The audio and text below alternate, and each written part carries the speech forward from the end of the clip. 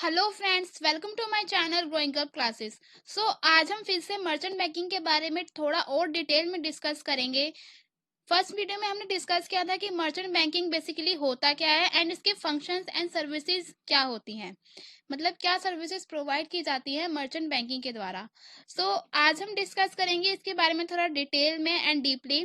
तो दोस्तों, स्टार्ट करने से पहले अगर आपने हमारे चैनल ग्रोइंग अप क्लासेस को सब्सक्राइब नहीं किया है तो कर दीजिए, क्योंकि इससे हमें मोटिवेशन मिलता है कि हम आपके लिए ऐसी और वीडियोस बनाते रहें एंड आपकी नॉलेज को बढ़ाते रहें। तो चलिए अब हम स्टार्ट करते हैं। फर्स्ट, जैसे कि हमने डिस्कस किया था फर्स्ट वीडियो में कि मर्चेंट बैंकिंग बेसिकली होता क्या है। जो भी बैंक या फिर इंस्टीट्यूशन या फिर कोई भी कंपनी कंसल्टेंट एंड एडवाइस की सर्विस प्रोवाइड करते हैं वो हमारे क्या होते हैं, मर्चेंट बैंकर होते हैं। नेक्स्ट हम डिस्कस करेंगे कि मर्चेंट बैंकिंग हमारे इंडिया में स्टार्ट कब से हुई। फर्स्ट जो मर्चेंट बैंकिंग है वो स्टार्ट की गई थी foreign national bank Grindlays started merchant banking in 1967। First जो मर्चेंट बैंकिंग स्टार्ट की गई थी वो किसके द्वारा स्टार्ट की गई थी, फॉरेजन नेशनल बैंक ग्रीनलैंड के द्वारा स्टार्ट की गई थी। फिर इंडिया में कब आई, then Citibank in 1970 and State Bank of India in 1972 as a merchant banking. उसके बाद सिटी बैंक ने 1970 में स्टार्ट किया मर्चेंट बैंकिंग की सर्विस प्रोवाइड करना, एंड जो स्टेट बैंक ऑफ इंडिया है उसने 1972 में एज अ मर्चेंट बैंकिंग की सर्विस प्रोवाइड करना स्टार्ट किया। फिर उसके बाद आईसीआईसी ने सेटअप किया मर्चेंट बैंकिंग के सर्विसेज को। उसके बाद bank of India, Bank of Baroda, Canara bank etcetera. तो इस तरह से जो मर्चेंट बैंकिंग का फंक्शन है वो हमारे इंडिया में स्टार्ट हुआ एंड इसकी डिमांड क्रिएट हुई। इसके बाद सभी बैंकों ने ये सर्विसेज प्रोवाइड करना स्टार्ट किया। नेक्स्ट हम ये डिस्कस करेंगे कि मर्चेंट बैंकर बेसिकली होता कौन है। A merchant banker is one who is a critical link between a company raising fund and the investor. Merchant banker वो होता है जो एक लिंक क्रिएट करता है बिटवीन अ कंपनी फंड को रेज करने के लिए and the investors. Next point is merchant banker is one who underwrites the corporate securities and services on issue like corporate merger. जो मर्चेंट बैंकर है, जैसे कि हमने फर्स्ट वीडियो में डिस्कस किया था कि अंडर राइटर की सर्विस प्रोवाइड करता है। दोस्तों, इस वीडियो को स्टार्ट करने से पहले अगर आपने इस वीडियो के फर्स्ट पार्ट को नहीं देखा है तो प्लीज देख लीजिए, क्योंकि यहाँ पर वही टर्म्स बार बार यूज हो रही हैं जो हम फर्स्ट वीडियो में डिटेल में डिस्कस कर चुके हैं। यहाँ पर कॉर्पोरेट सिक्योरिटी से मतलब है शेयर्स, डिबेंचर्स एंड बॉन्ड से, जो कि गवर्नमेंट के रूल्स एंड रेगुलेशंस के अंडर इशू की जाती हैं। मर्चेंट बैंक क्या करता है, अंडर राइटर की सर्विस प्रोवाइड करता है। वो क्या करता है, जब कंपनी शेयर्स इशू करती है एंड जो उनकी एप्लीकेशन मनी है वो अंडर सब्सक्राइब रह जाती है, तो यहाँ पर मर्चेंट बैंक क्या करता है, वो सिक्योरिटीज को सब्सक्राइब कर लेता है एंड उनकी फंड्स को रेज करने में हेल्प करता है। एंड इसके अलावा मर्चेंट बैंक कंपनी को गाइड करता है एंड कंसल्ट करता है कि उसे किस कंपनी के साथ मर्ज होके काम करना चाहिए ताकि उससे जो उनका प्रॉफिट है वो हाई हो एंड जो उनकी इन्वेस्टमेंट है वो भी वर्थफुल हो।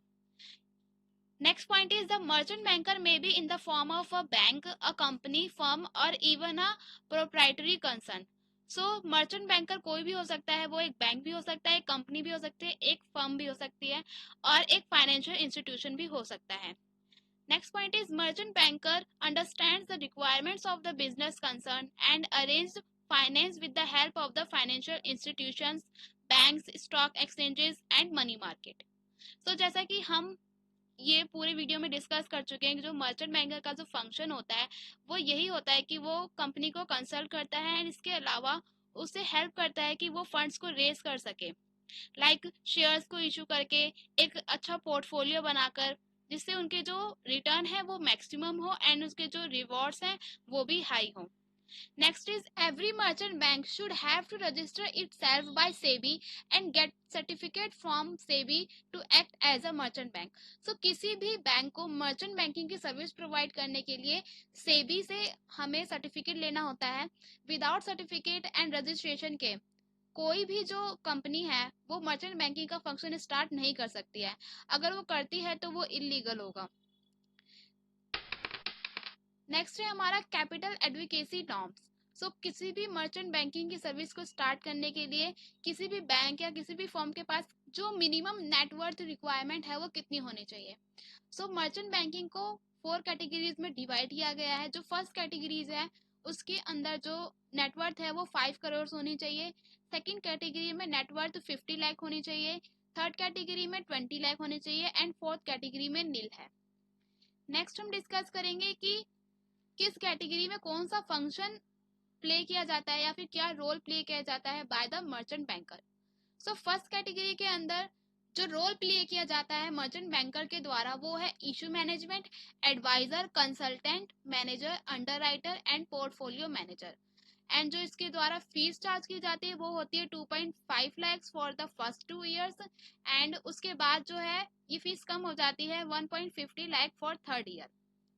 नेक्स्ट कैटेगरी के अंदर यहाँ पर सर्विस प्रोवाइड की जाती है एडवाइजर की, कंसल्टेंट की, अंडरराइटर की, पोर्टफोलियो मैनेजर की एंड को मैनेजर की। एंड इसके लिए जो फीस चार्ज की जाती है बाय द मर्चेंट बैंकर वो है मिनिमम 50,000। नेक्स्ट कैटेगरी है हमारी फोर्थ, उसके अंदर जो रोल पे किए जाते हैं बाय द मर्चेंट बैंकर वो है एडवाइजर का एंड कंसल्टेंट का। एंड इसकी जो फीस चार्ज होती है वो कितनी होती है minimum 50,000, same as third category. तो यहाँ पर अलग अलग कैटेगरी के मर्चेंट बैंकर अलग अलग सर्विसेज प्रोवाइड करते हैं अकॉर्डिंग टू देयर नेटवर्क। इसके अलावा हर कैटेगरी के मर्चेंट बैंकर को अलग अलग सर्विसेज प्रोवाइड करने का सर्टिफिकेट लेना होता है from the SEBI. For example अगर कोई मर्चेंट बैंकर एडवाइजर की सर्विस प्रोवाइड कर रहा है तो उसे एडवाइजर की सर्विस प्रोवाइड करने का सर्टिफिकेट लेना होगा सेबी से। एंड अगर वो कंसल्टेंट की सर्विस प्रोवाइड करना चाहता है तो उसका भी सर्टिफिकेट उसे सेबी से लेना होगा। एंड हर मर्चेंट बैंकर को under the regulation of SEBI 1992 अपने आप को रजिस्ट्रेशन करवाना कंपलसरी होता है। विदाउट रजिस्ट्रेशन कोई भी मर्चेंट बैंकर की सर्विस प्रोवाइड नहीं कर सकता है, चाहे वो कोई कंपनी हो या फिर कोई बैंक या फिर एनी फाइनेंशियल इंस्टीट्यूशन। नेक्स्ट, हमारे इंडिया में मर्चेंट बैंकर को 3 सेक्टर्स में डिवाइड किया गया है। फर्स्ट है हमारा पब्लिक सेक्टर्स बैंक, सेकंड है हमारा private sectors bank and third है हमारा फॉरेन बैंक्स।